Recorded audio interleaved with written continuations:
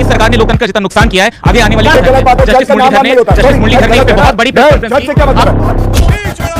चलिए शुरू करते हैं। जो देश की संसदीय प्रणाली है उसका इतना नुकसान किया है। आज देश में एक भी बिल 3-3 मिनट में बिल पास होते हैं। और वो देखो सांप्रदायिकता इतनी बढ़ गई है, वक्फ जैसे बिल पास होते हैं, यूनिफॉर्म सिविल कोड जैसे बिल पास होते हैं, संसद के अंदर सीए और एनआरसी जैसे कानून पास होते हैं। और वर्तमान में 4 दिन पहले की बात है, 1 हफ्ते पहले की बात है, दिल्ली हाईकोर्ट में 5 साल हो गए उमर खालिद, गुलफिशा फातिमा, मीरान हैदर को जेल में गए हुए, और 5 साल बाद तक उसकी बेल की पिटीशन को अप्रूव नहीं की गई। इससे कितना बड़ा सबूत चाहिए कि लोकतंत्र कोर्ट ने नहीं करा ना अप्रूव। कोर्ट ने नहीं करा। ये बड़ी अच्छी बात कही आप। तो कोर्ट ने तो नहीं करेगा। नहीं तो लोकतंत्र कोर्ट को तो मानेंगे। मैं उत्तर देता हूं ना भाई की बात का। भाई ने इतनी अच्छी बात बोली है, मैं उत्तर देता हूं। हाँ बोलिए। इन्होंने कहा सांप्रदायिक बिल पास हो गए हैं, यूसीसी।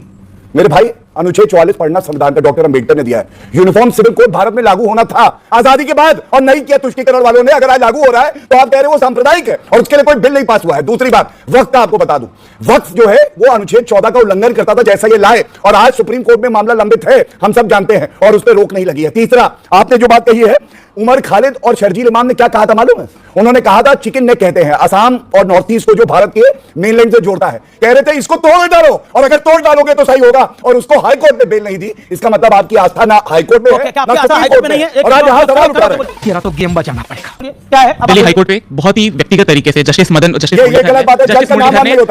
ने बहुत बड़ी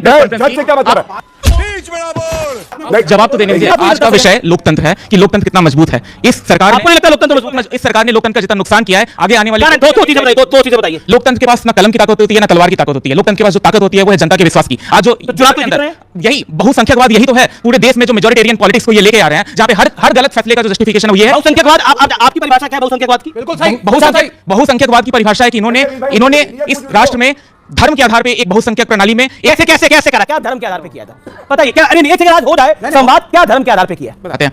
अब तू गया बेटा, अब तू गया, देख तेरी औकात मैं दिखाता हूं तुझे, देख क्या तमाम सारे दायरों में कैसे एकेडमिया के अंदर, जुडिशरी के अंदर, लेजिस्लेटिव के अंदर। आज एकेडमिया में बहुसंख्यकवाद होता है कि रिप्रेजेंटेशन के अगेंस्ट। अच्छा ये बताइए, एक बात बताइए। सही कहा, बिल्कुल सही कहा लड़के ने, बिल्कुल सही कहा।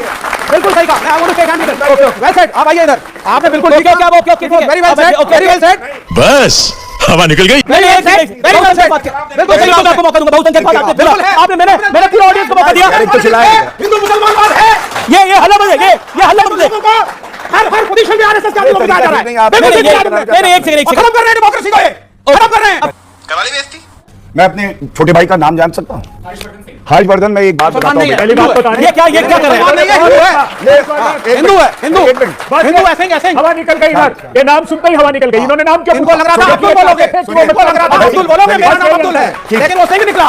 खत्म, bye bye, tata, goodbye, गया।